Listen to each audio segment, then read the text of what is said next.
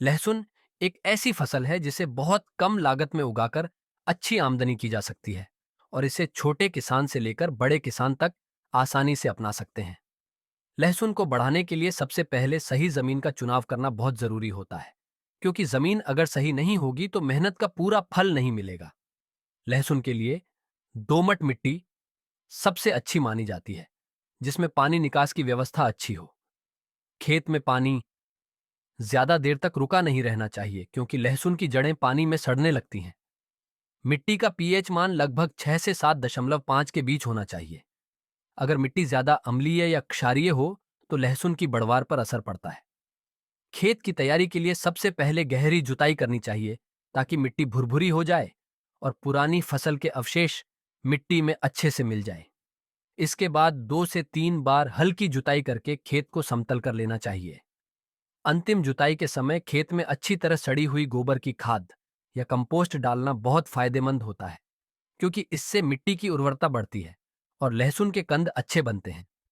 लहसुन को बढ़ाने का सबसे आसान तरीका है कि आप अच्छे और स्वस्थ लहसुन की कलियों का चुनाव करें। बीज के रूप में पूरा लहसुन नहीं बोया जाता, बल्कि उसकी अलग अलग कलियां बोई जाती हैं।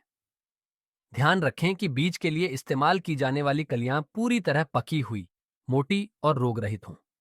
बहुत छोटे या सड़े हुए दाने नहीं लेने चाहिए, क्योंकि उनसे कमजोर पौधे निकलते हैं। बोने से पहले कलियों को अलग कर लें, लेकिन उनका ऊपरी छिलका पूरी तरह ना उतारें, सिर्फ हल्का सा साफ कर लें। इससे बीज सुरक्षित रहता है और अंकुरण अच्छा होता है।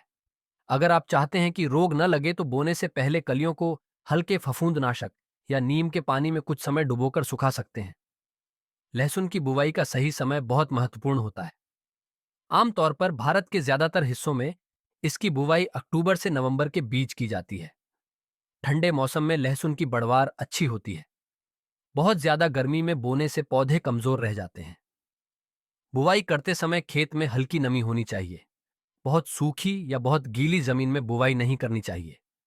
कलियों को जमीन में लगभग 3 से 5 सेंटीमीटर गहराई पर बोना चाहिए और ध्यान रखना चाहिए कि कली का नुकीला हिस्सा ऊपर की ओर रहे। अगर उल्टा बो दिया गया तो अंकुरण में दिक्कत आ सकती है। कतार से कतार की दूरी लगभग 15 सेंटीमीटर और पौधे से पौधे की दूरी 7 से 10 सेंटीमीटर रखना सही माना जाता है। इससे पौधों को पर्याप्त जगह मिलती है और कंद अच्छे आकार के बनते हैं। बुवाई के बाद सिंचाई बहुत सावधानी से करनी चाहिए।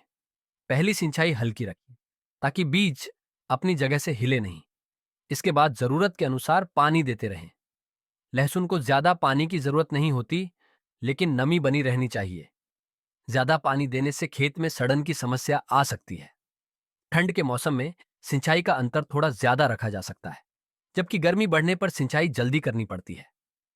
खेत में पानी भरने से बचना चाहिए। अगर बारिश ज्यादा हो जाए तो खेत से पानी निकालने की व्यवस्था जरूर करें। लहसुन को बढ़ाने के लिए समय समय पर निराई गुड़ाई करना भी बहुत जरूरी है। खेत में अगर खरपतवार ज्यादा हो जाए तो वे पोषक तत्व चूस लेते हैं, जिससे लहसुन के पौधे कमजोर हो जाते हैं। पहली निराई लगभग 20 से 25 दिन बाद करनी चाहिए और दूसरी निराई 40 से 45 दिन बाद। निराई करते समय ध्यान रखें कि पौधों की जड़ों को नुकसान न पहुंचे। हल्की गुड़ाई करने से मिट्टी भी ढीली रहती है और हवा का संचार अच्छा होता है। अगर खाद और उर्वरक की बात करें तो लहसुन ज्यादा मांग करने वाली फसल नहीं है, लेकिन संतुलित पोषण देने से पैदावार काफी बढ़ जाती है। खेत की तैयारी के समय गोबर की खाद डालना बहुत लाभकारी होता है।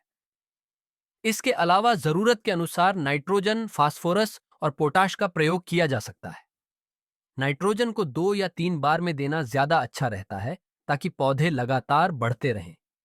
ज्यादा रासायनिक खाद देने से बचना चाहिए, क्योंकि इससे कंदों की गुणवत्ता खराब हो सकती है।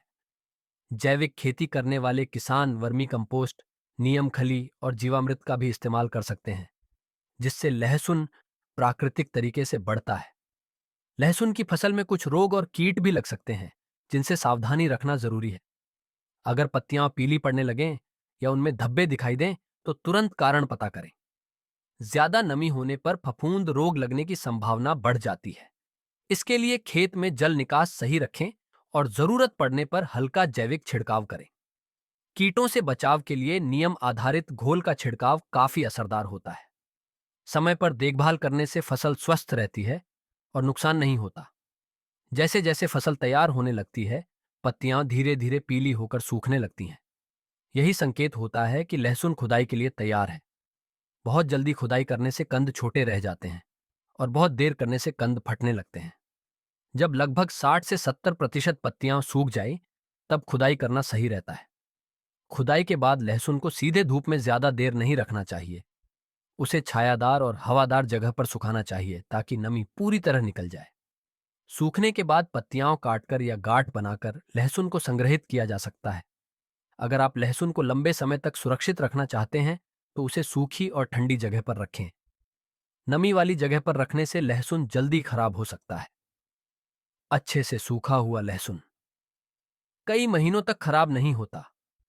इस तरह सही जमीन, सही बीज, सही समय पर बुवाई, संतुलित सिंचाई और थोड़ी सी देखभाल से लहसुन को बहुत ही आसान तरीके से बढ़ाया जा सकता है और इससे अच्छा मुनाफा भी कमाया जा सकता है।